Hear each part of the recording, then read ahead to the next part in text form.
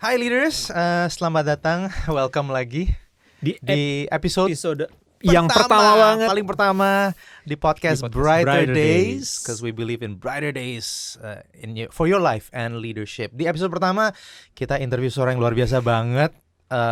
Buat gue dia seorang yang gue udah kenal cukup lama loh Rem. Kayak gue kenal dia dari usia 12 tahun. Wow. Dari kecil banget. Pertama yang ngeliat dia itu dia mimpin pujian, dia datang bersama dengan tim ke gereja, dan ever since then saya terus keep in touch sama dia dan nggak kebayang hari ini bisa melayani bareng dia juga gitu ya. So yeah, it's interesting dan sampai sekarang baru sadar nggak mention namanya. Siapa yang kita interview Remy? Pastor Sydney Mohede. Pastor Sydney Mohede, interview yang luar biasa banget ya. Yep. I mean banyak banget yang bisa dipelajarin. Banyak banget. Karena dia udah melayani hampir 30 tahun, wow. 30 years long. Jadi begitu baik insight yang kita dengar dari dia, dan I think it's one of the good start ya untuk podcast ini. Kira-kira apa yang kita bisa expect Remy dari Pastor Sydney yang kita udah dengar? Banyak banget sih, salah satunya mungkin gimana dia ngatur waktu. Yeah. Karena dia pelayanannya, Yeah. Undangan kesana kesini segala macam, itu penasaran banget sih Ken. Betul, gimana cara dia ngatur prioritas. Dan yang favorit gue juga bisa didengar pemikirannya tentang calling, tentang panggilan seseorang gitu ya. So amazing things. Dan mungkin dengan cepat aja kita mendengar. Kita langsung aja interview bersama dengan Pastor Sydney Mohede. So Sydney, welcome to our podcast. Yay! So should I say that this is our first podcast or? Yeah, you can say that. Yeah, so welcome to our first JPCC podcast. That's it. And you are our very first guest hari ini. Yep. And in case karena nih episode pertama nggak banyak yang tahu. Nggak banyak yang tahu. Jadi podcast is Brighter Day. Brighter Day. So you didn't know Brighter that? We Day. didn't tell you that. I didn't know that. Brighter Day podcast. Jadi podcast ini sebenarnya apa? Mungkin jelasin dulu buat teman-teman kali ya. Actually kita udah jelasin itu di record. So let's start. We can do it. So we can actually do it. Alright, so let's do this one more time. Welcome Sydney Mohede. Woo! Welcome Pastor Sydney to our podcast. Yes. All right. Podcast. So yeah, you are our very first guest. Yes.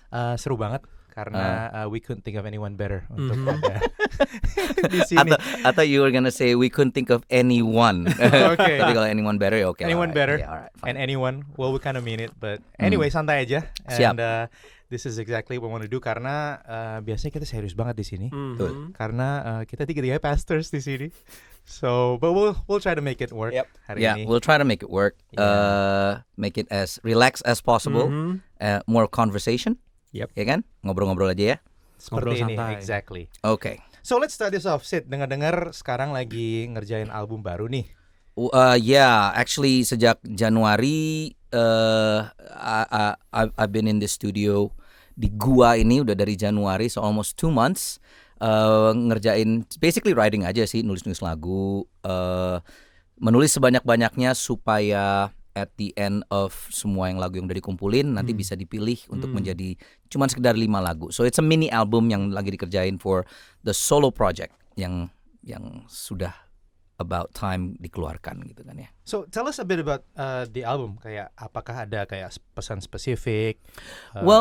Karena selama ini kan kalau bertahun-tahun mungkin JPCC tahu kalau produce album itu selalu buat JPCC worship. Jadi lebih kepada team, lebih kepada songs yang buat congregation. Tetapi along the years setiap tahun itu pasti ada lagu-lagu yang memang Tuhan kasih ya lebih ke pribadi ya. It's just personal songs yang mau dikasih ke JPCC Worship untuk nyanyiin jemaat juga kayaknya kok agak nggak cocok ya, karena lebih bersifat apa yang lagi saya hadapin sekarang, season yang lagi I'm in.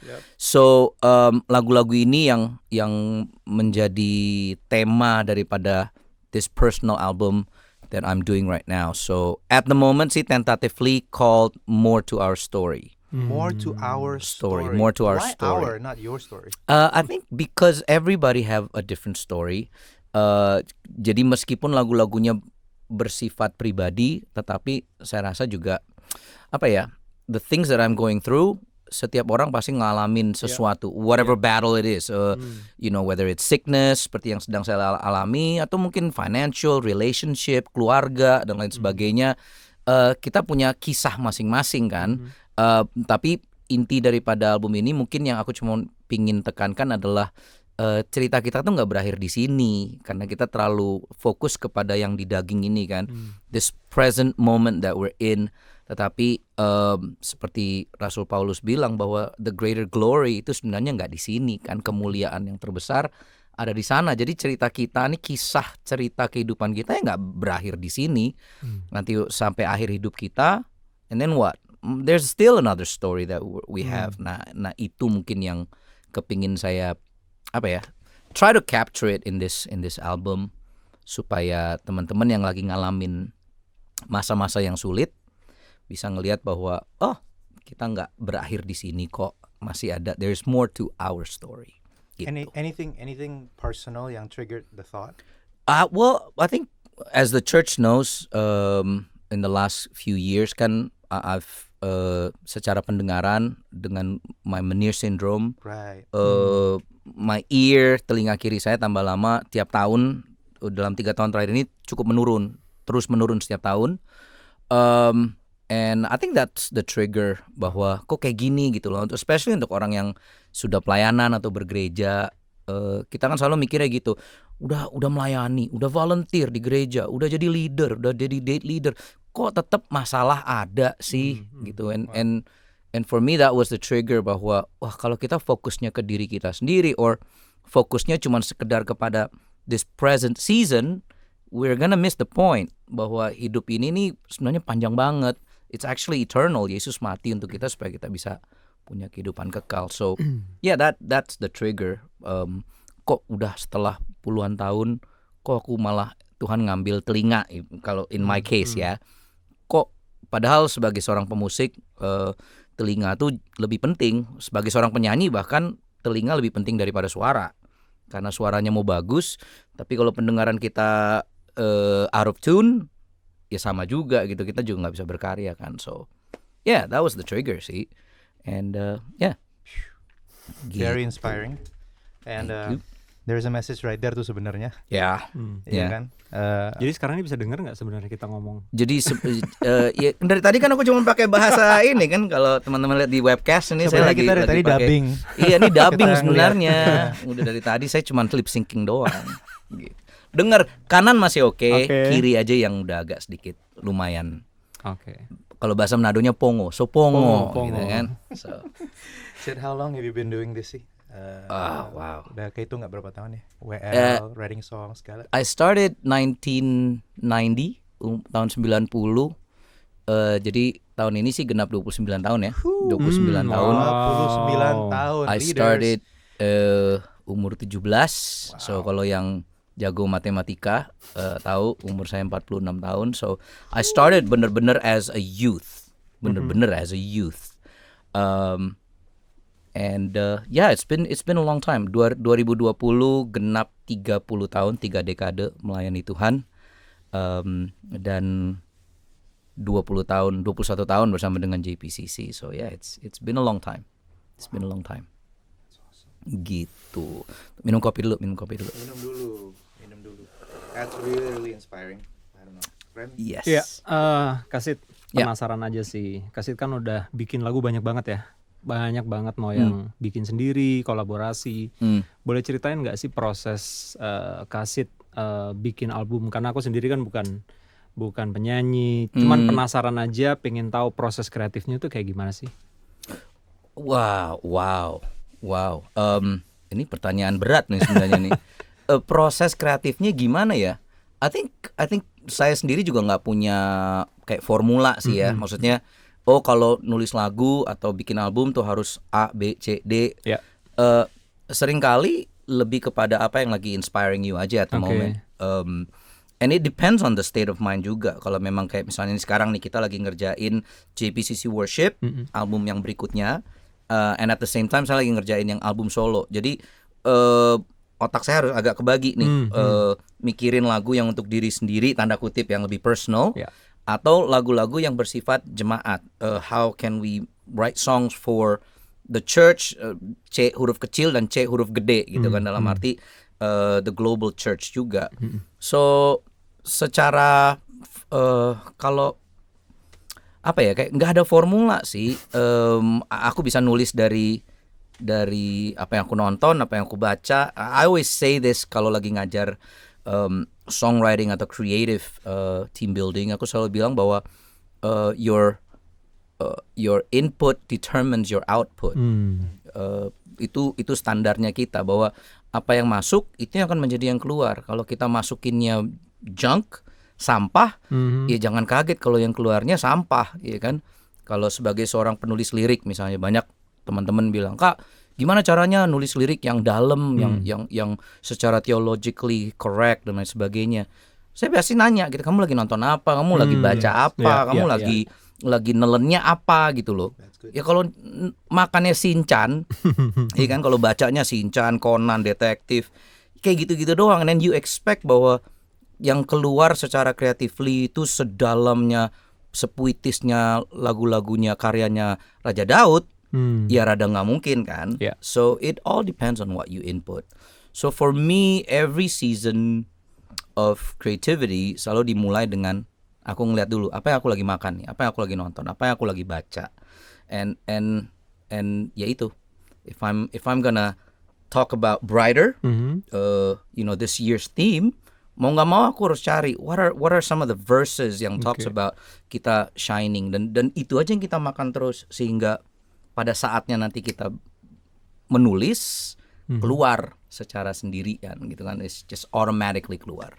Ya, it's inspiring karena kayaknya proses yang sama untuk bentuk kreativitas apapun ya. Betul. Dan ini berlaku performing arts, berlaku di teman-teman yang melayani mungkin di lighting, sound, anything, even mengkhotbah, jadi date leaders. I mean, what do you consume? How healthy is what you're eating?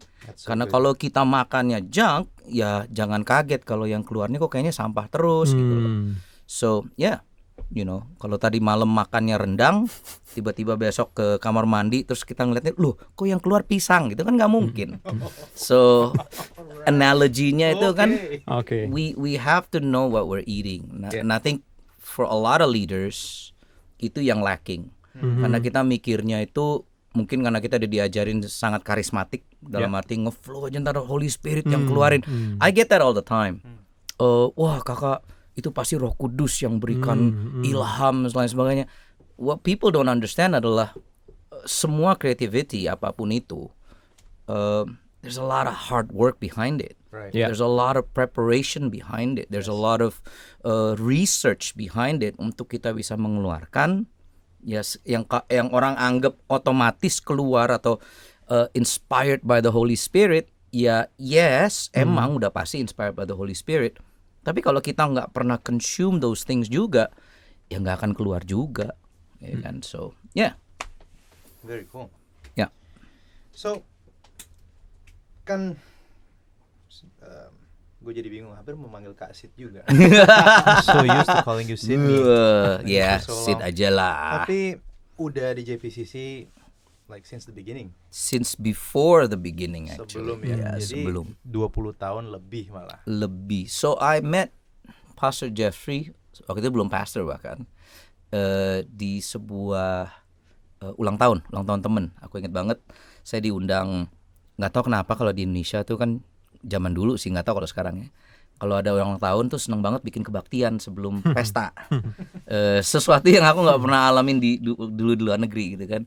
But di Indonesia itu suka gitu, dan aku diundang untuk mimpin pujian. It's a very short leading worship karena pesta ulang tahunnya very informal.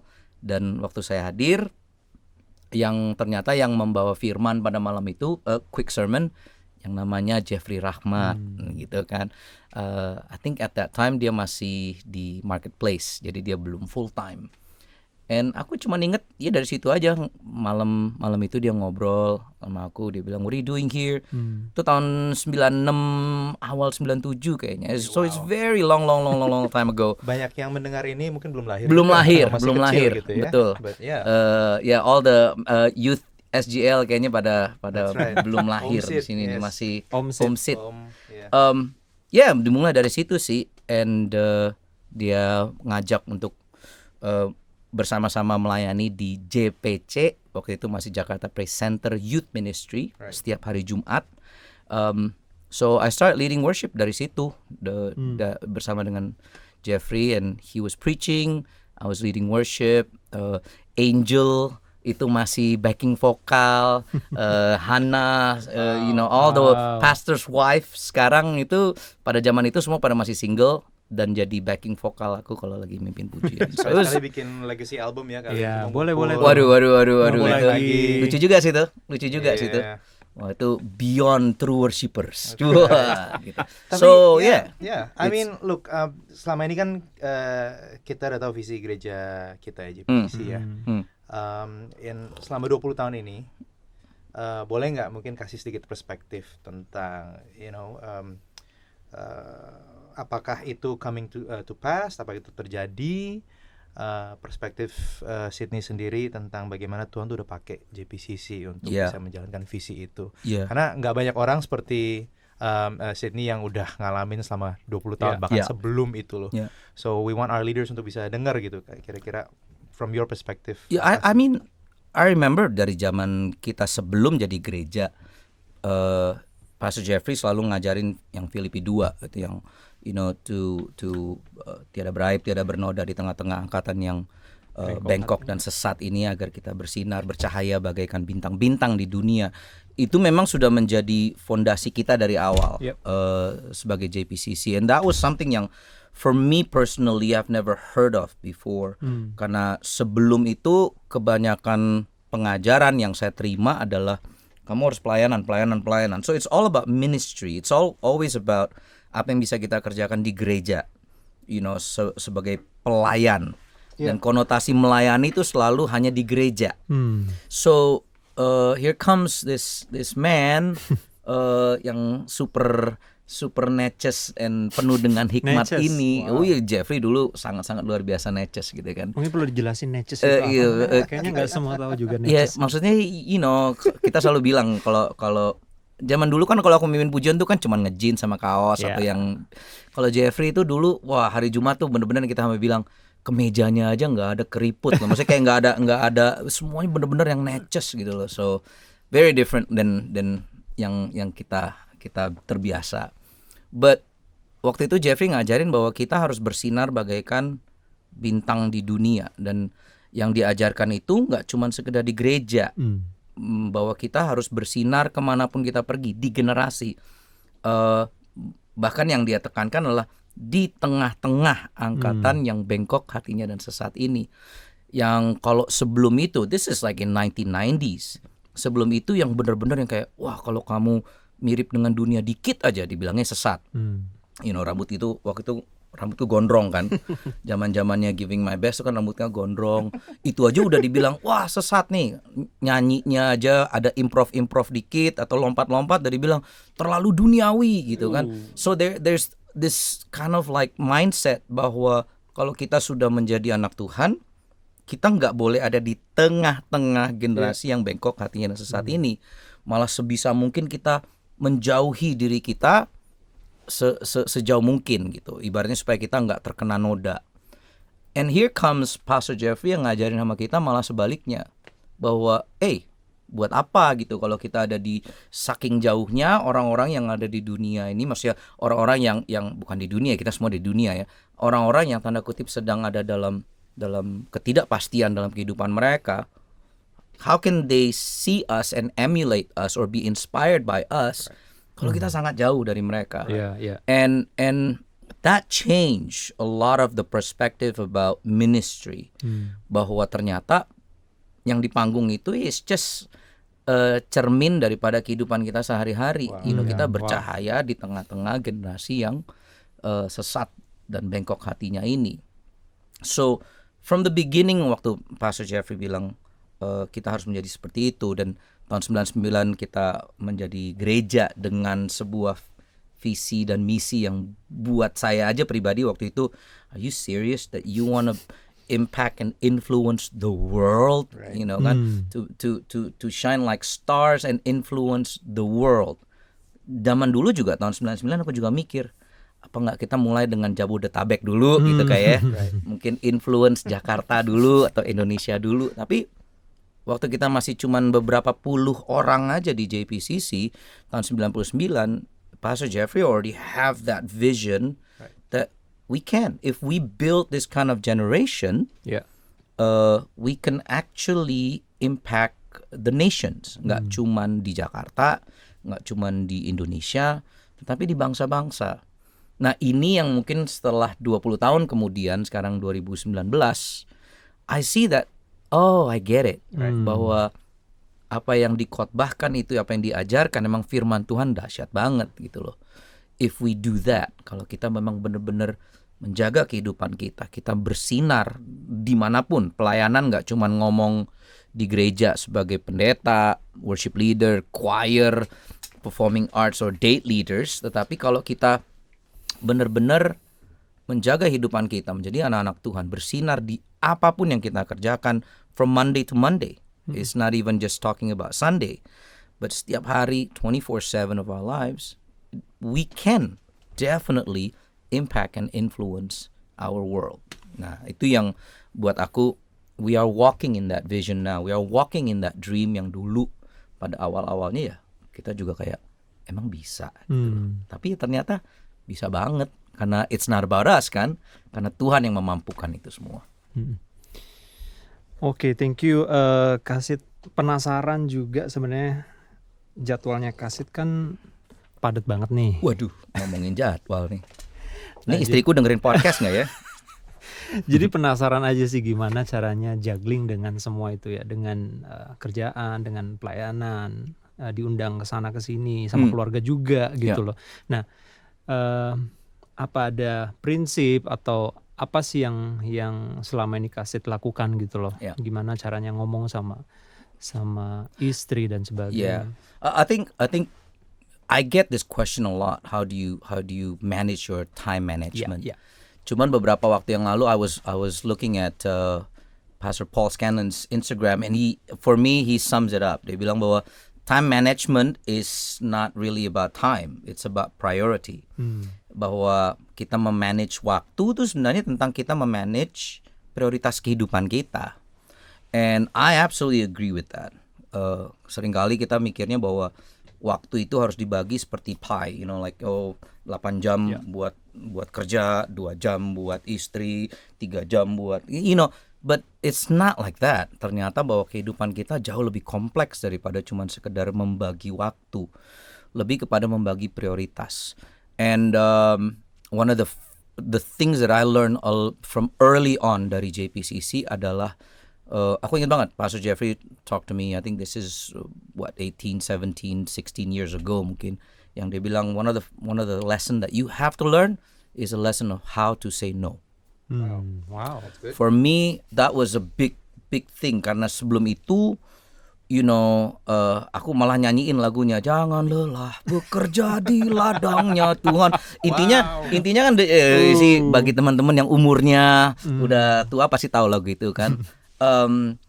But dulu tuh pemikiran kita bahwa we have to say yes to everything. Karena ini kan ladangnya Tuhan, kita yang harus bekerja keras, jangan lelah gitu. When it's actually not about that gitu. Even the word bahwa kasihlah Tuhan dengan segenap kekuatanmu, it's not about physical, kekuatan secara fisik, tapi lebih kepada kasihlah Tuhan dengan segenap kemampuanmu. It's your ability, your iskus gitu bahasa aslinya. So dari situ saya belajar untuk nggak cuma sekedar belajar untuk saying yes, tetapi untuk kita bisa lebih teliti in saying no in whatever priority yang sedang ada dalam kehidupan kita. So priority itu kan berubah-ubah dalam setiap musim.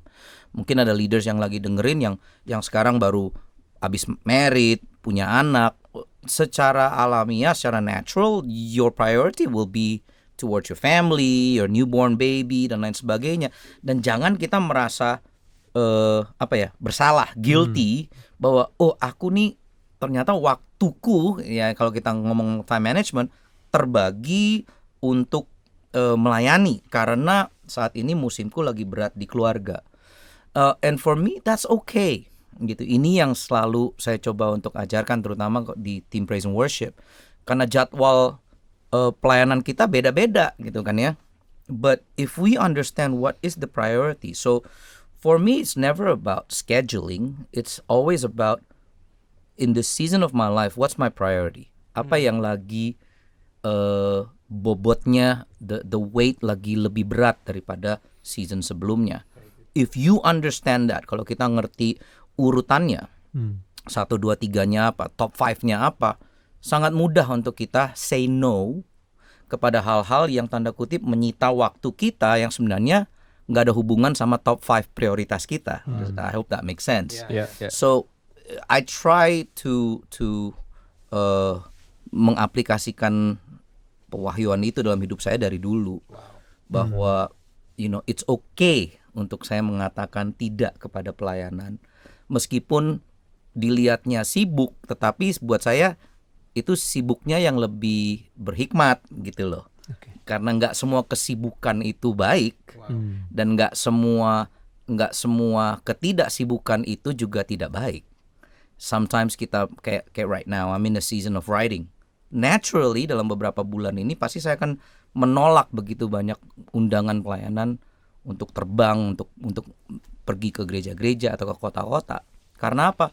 I'm writing. This is my season, my priority to write, and that's okay.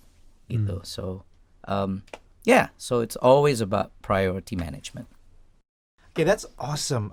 You know what? Gue pengen banget untuk ngedalamin ini sedikit. Yeah. Okay, karena kalau dari apa yang saya dengar tadi bisa disimpulkan bahwa salah satu faktor keberhasilan, kalau bisa bilang your ministry berhasil, successful dan bertahan lama, adalah karena Sydney mengerti caranya mengatur prioritas. And that setiap kali kamu say no, can I say this, bahwa you're actually saying yes kepada hal-hal yang lebih penting and things that matter more gitu. Absolutely. Kan? I mean, I think menurut saya ini bakal bantu banyak leaders banget sih. Betul.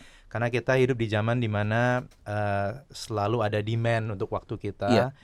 Semua orang makin sibuk ya, options begitu banyak. True. Sehingga susah banget untuk kita say no. And I think terutama in this generation, in this time, yang aku perhatiin adalah bukan cuma sekedar waktu, tetapi attention. Attention kita udah sangat mudah terbagi. Because so many things in our lives sekarang itu very accessible. Entertainment, kita mau ibaratnya mau main game, kita dengan gadget kita aja, itu yang namanya prioritas itu akan sangat terbagi karena attention kita akan jauh lebih mudah terbagi dengan cepat, and I think one of the issues yang aku juga perhatiin, even myself, ini saya ngomong secara pribadi, I'm in a studio by myself, saya duduk di sini sendirian dari pagi sampai sore. Dengan mudahnya kalau saya lagi nggak fokus, saya akan lebih tertarik untuk scrolling Instagram atau Facebook atau Twitter atau apapun yang bisa mengambil perhatian kita dibanding daripada saya fokus kepada apa yang harus saya kerjakan pada saat itu. And I see this in this generation especially.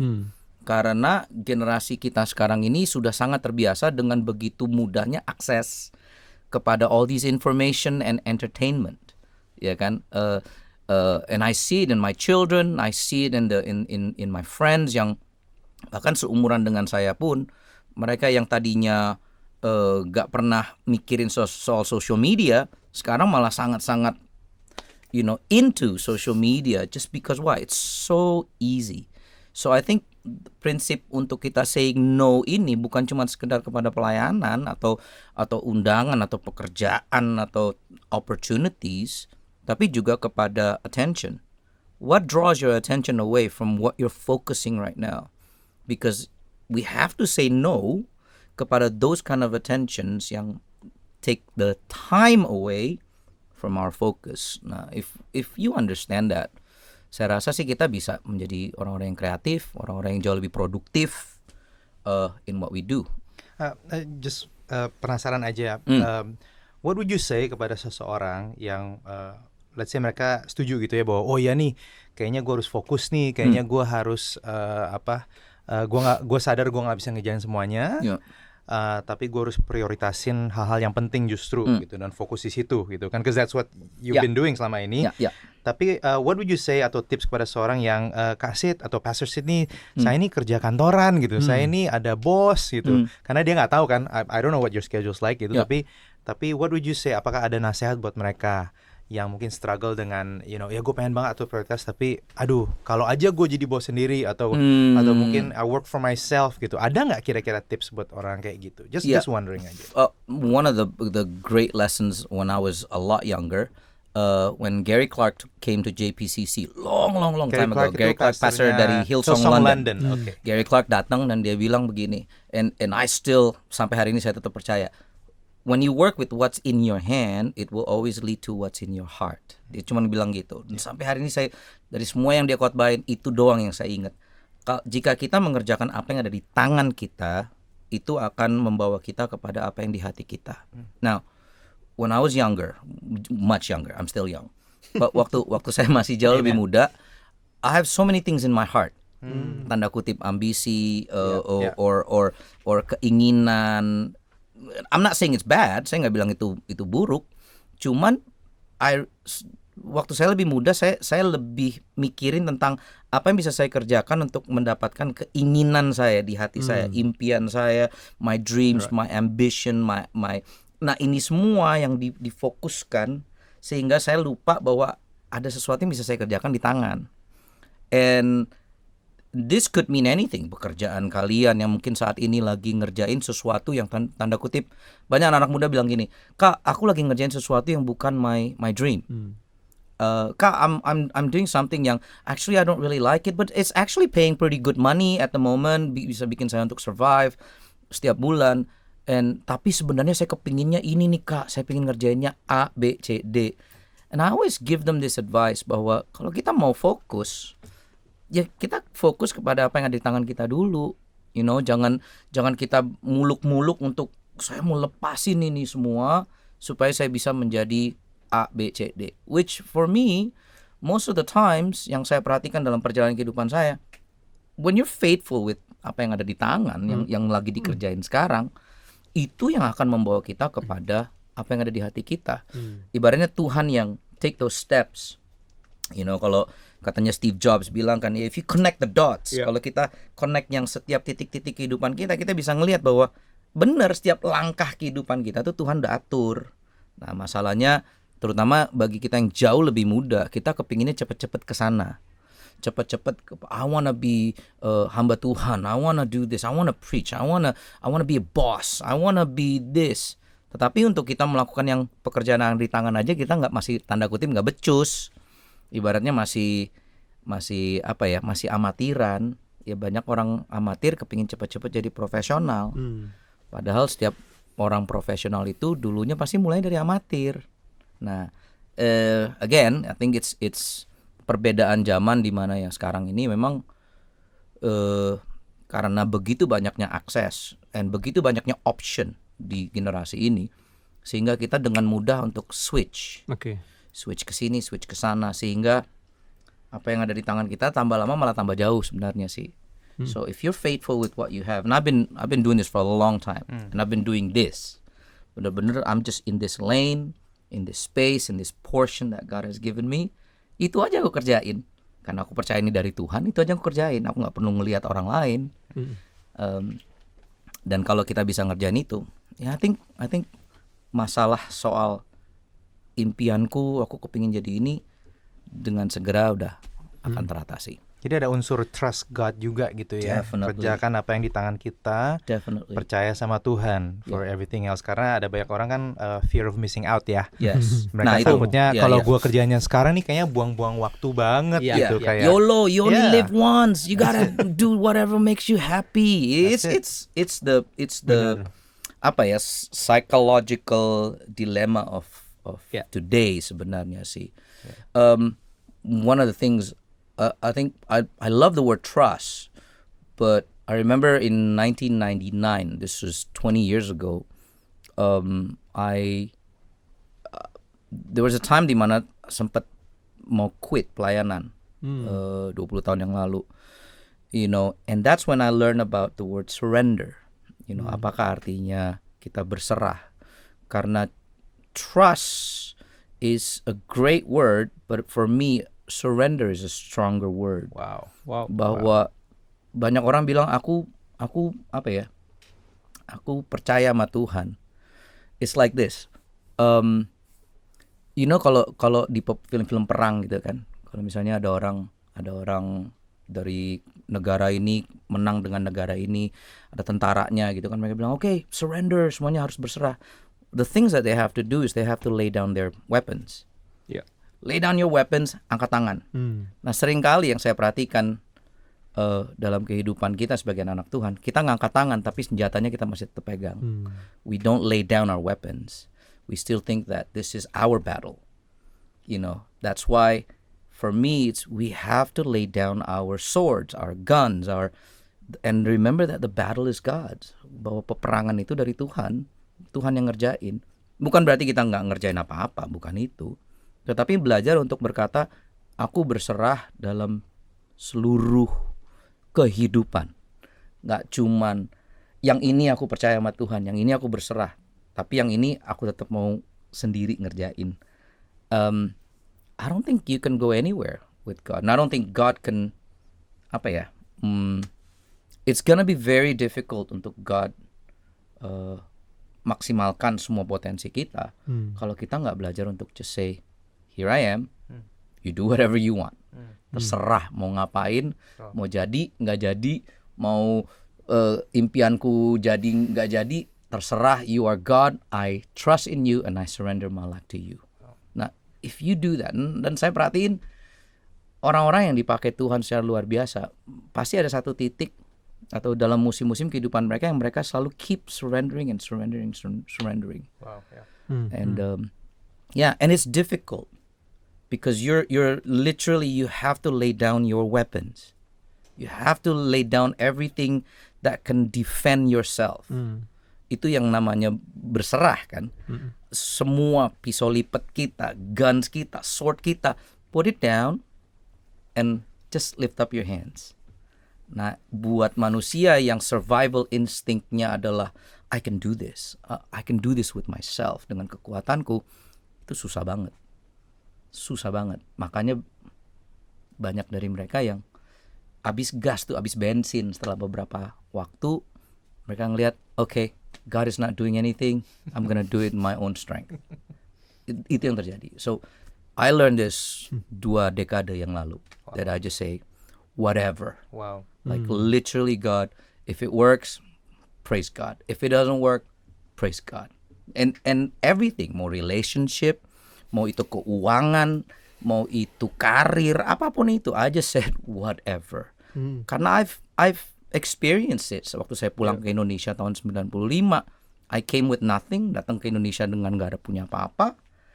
And yet, lihat gitu loh. Maksudnya aku bisa bilang sama teman-teman, terutama di praise and worship, saya selalu bilang, I'm living proof. I am living proof bahwa kalau kita berserah sama Tuhan dan bergantung hanya sama Tuhan, God will always take care of you. Wow. So, gitu. Jadi diem deh. Hening Really. di podcast. Really, ada banyak orang yang perlu dengar itu. So. Yeah. Because itulah, I'm seeing it in my own children, bahwa generasi sekarang ini so easily give up. Mudah banget untuk berkata, I can't do it, Dad. Like my kids say that all the time. This is too hard. Yeah, it's too hard. I can't do it. I'm just gonna do something else. Yeah. Which for me, lembek gitu loh, kayak masa sih segitu doang? Kalian udah bilang bahwa it's too hard. Bahwa dalam segala hal hidup kita ya nothing is easy gitu loh. And it actually it's that surrender yang lebih menakutkan lagi loh. Dimana kita bilang, okay, I'm not gonna use any of my tools or my weapons. You do it. Whatever it is that you want, you do it. Itu sebenarnya lebih menakutkan lagi. So Keren banget. Oke, Kak Sid. Ya. Ngomong-ngomong soal pilihan hidup Kak Sidney nih ya. Jadi penyanyi, terutama khususnya penyanyi rohani nih. Haleluya. penasaran aja gimana prosesnya atau journey-nya Kasit tahu bahwa ya ini nih. Ini callingnya nih. Wow. Maksudnya banyak orang juga kan mikir ya Mas ya. Yeah. Banyak yang bener nggak sih ini gue ngerjain ini bener nggak sih atau cuma gue I coba-coba. get it. Nah, It's always this amazing thing about calling.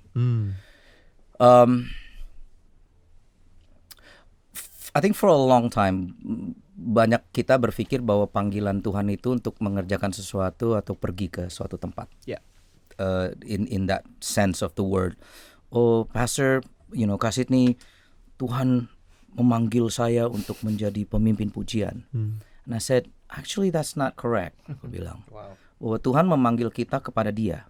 It's our calling. The calling of God is never to do something or to somewhere, but to someone. wow. Ini yang selalu saya bilang sama teman-teman, bahwa panggilan Tuhan itu selalu ke Dia, bukan kepada saya mau ke Ethiopia atau saya mau ke Kamboja atau bukan itu. Itu cuma sekedar apa yang Tuhan minta kita kerjakan. Tetapi itu kan semuanya seasonal. Dalam arti, if you tell me bahwa God calls you to be a worship leader, what if someday you can't sing anymore? What does that mean? Bahwa panggilan Tuhan udah berakhir? Enggak kan? Because our calling is to Him. For untuk Dia mau ngomong apa aja dan menyuruh kita untuk melakukan apa aja. So ide atau pemikiran bahwa gimana sih kita tahu panggilan kita, sebenarnya aku selalu gampang. Just follow Him. Take that step towards His voice. Mendekat kepada Dia, mencoba untuk mengenal Dia lebih daripada segalanya. Karena kalau kita mengenal Dia dan suaranya, gak mungkin Dia gak menuntun kita kepada panggilan atau yang kita sebut sebagai bukan panggilan sih, lebih kepada apa sih yang pengen Tuhan kerjain dalam musim ini. So the calling is always to Jesus. Nah, Jesus suruh kita ngapain? Nah, itu setiap orang beda-beda, tergantung dari kekuatan dan skill dan portion yang Tuhan berikan. So, I think one of the things that I always ajarin teman-teman di praise and worship adalah a giftings is what you love to do, but calling is what you are called in life to do. So there's a big difference. Another thing yang aku selalu bilang juga bahwa kalau if it's a gift, maksudnya cuma kemampuan kita atau kesenangan kita kayak nyanyi atau musik, gifts will always open doors to ourselves, but calling will always open the doors for other people. Nah, itu perbedaannya buat saya. Kalau kita cuma bilang, saya mau menjadi penyanyi rohani, saya dipanggil Tuhan untuk menjadi penyanyi rohani. Tar dulu, tujuannya untuk diri kamu atau untuk orang? Karena itu sebenarnya barometernya gitu, standarnya. Kalau standarnya cuma untuk supaya gue terkenal, Tuhan panggil aku, kayak kemarin di Instagram ada yang DM, aku dipanggil Tuhan untuk menjadi penyanyi rohani supaya suatu hari YouTube channelku punya 10 juta followers. I'm like, that's not a calling gitu loh. Itu bukan panggilan gitu kan. But di kepala banyak orang itu definisi panggilan buat mereka. Nah kalau misalnya itu tidak terjadi, and then what? Kita berhenti ngikutin Tuhan, ya kan? I think there's a danger in that. Kalau kita cuman ngomonginnya kok tahu sih ngerjain ini karena apa?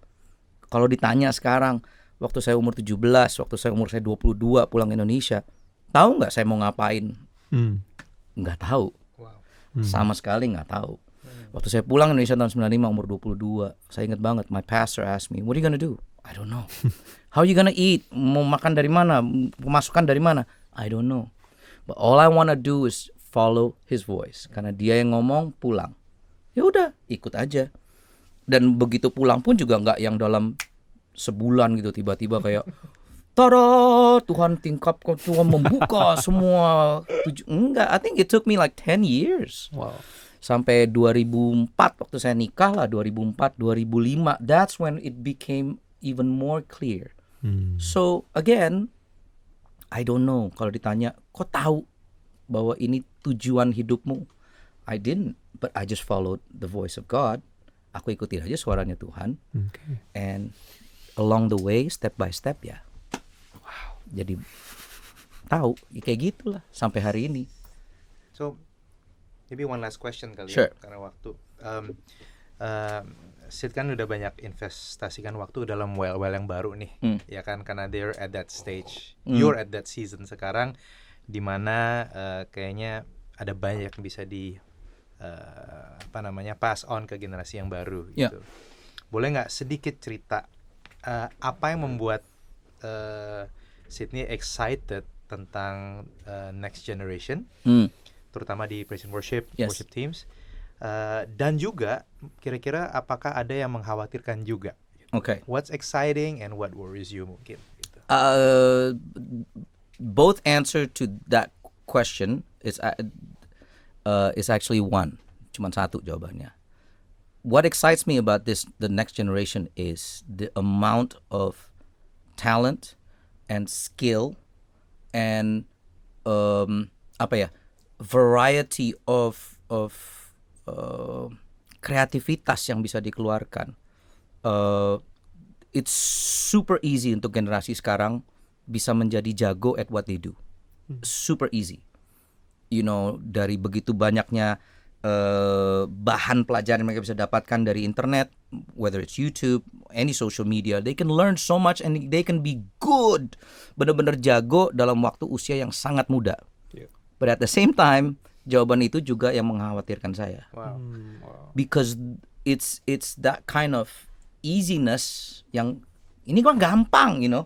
Emang aku ngeliatnya juga kayak seumur dia, you know, and I see it with my children, and I see it in Chelsea or Ethan or Karis gitu. Kok kayak Chelsea or Ethan can play music jauh lebih jago dari daddy-nya. You know, even now, when umur mereka masih 12 dan 13, you know, Chelsea bisa main gitar sama nyanyi, you know, padahal dia lesnya piano, tapi dia bisa main gitar sama nyanyi, tiba-tiba pulang udah bisa, Dad, I just learned this song, dan dia nyanyi, dia nulis lagu sendiri, umurnya segitu. So dari situ aku ngeliat kayak, kok bisa gitu ya? Kenapa? I just learned from YouTube, Dad, gini.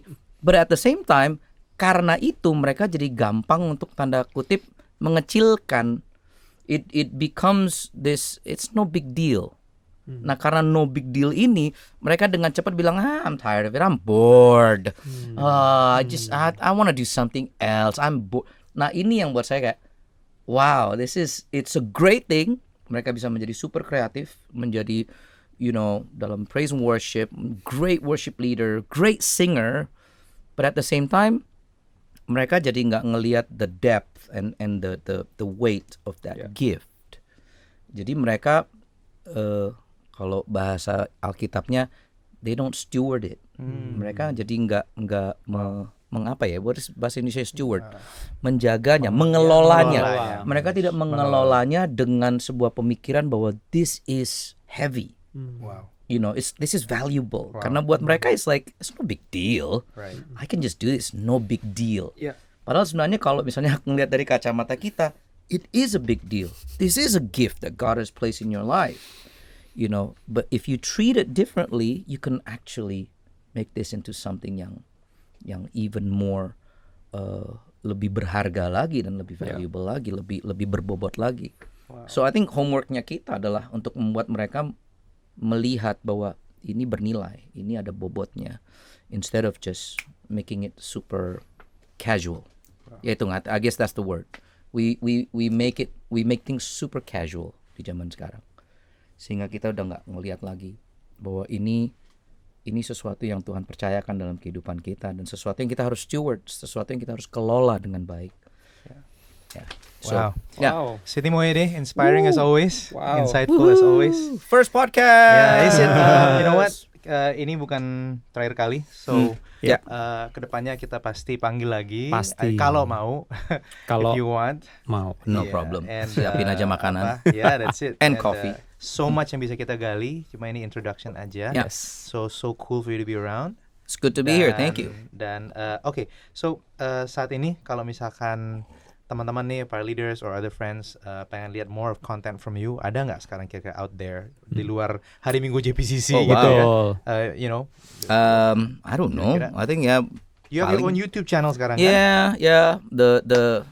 But ya susah sih di zaman sekarang. Aku juga orang bukan tipe yang suka promo gitu kan ya, tapi ya memang ada lah. I mean the usual social media, Instagram, Sid Mohede. Sydney Mohede. Yang Sid- belum follow, saya nggak Sid tahu kamu dari Mohede. planet mana ya.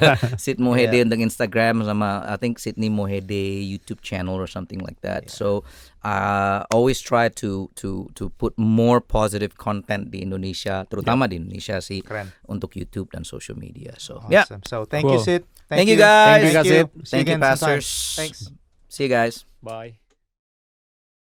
Wow, Ken gila. Itu sama sekali nggak klise. Kalau kita katakan wow, benar-benar berbobot ya. Nggak Apa salah yang- ngundang Ya. Kak Sid untuk episode pertama di Yeah. Brighter Days podcast karena di luar ekspektasi. Ya dan ini ya preacher banget ya. Mhm. I Kita mean, ngomong dikit aja iya, dia udah langsung ngomong gitu, but it's awesome, we love you Sid. Keren abis.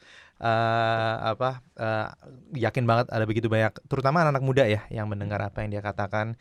I think it's so valuable insight-nya karena dia sudah ngalamin semua itu. So ada yang kira-kira sangat menginspire Remy nggak dari apa yang dia katakan?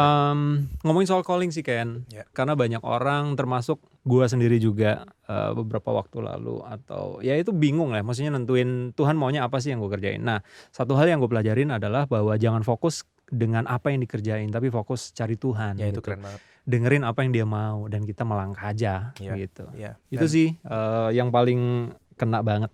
Ya, kalau gue sih itu ya, untuk ngatur prioritas you have to say no. Karena setiap kali kita say no, ya itu berarti kita maksudnya prioritas kita nggak kelihatan dari apa yang kita terima, tapi apa yang kita tolak justru gitu. Betul banget. That's amazing dari dia. Dan saya berharap setiap leader juga bisa dapat sesuatu dari dia dan terinspire juga ya. Ya. Yang gue lihat sih dari apa yang dia ngomong dari tadi, it takes time untuk kita bisa Betul. matang dan jadi dewasa dalam panggilan kita gitu. So that's awesome. Hey, Wow. next week kita akan ada, bukan next week, kita nggak tahu next week itu kapan, Iya, tapi next episode Next berikutnya episode. kita akan ada Pastor Pastor Alfi Alfi Raja Raja Guguk bersama dengan kita di Brighter Days Podcast. So cannot wait untuk yang itu. Remy kenal dia sangat baik Baik banget. He's karena my boss. dan sebenarnya saya juga kenal baik karena he's Remy's boss, tapi he's also my group head. Iya, group head. Iya, group head saya deputy group head. But nggak sabar untuk bisa ngobrol dengan Alfi Raja Guguk di next episode. So until then, sampai ketemu. This is Kenny This dan is Remy. signing out, and see you next episode.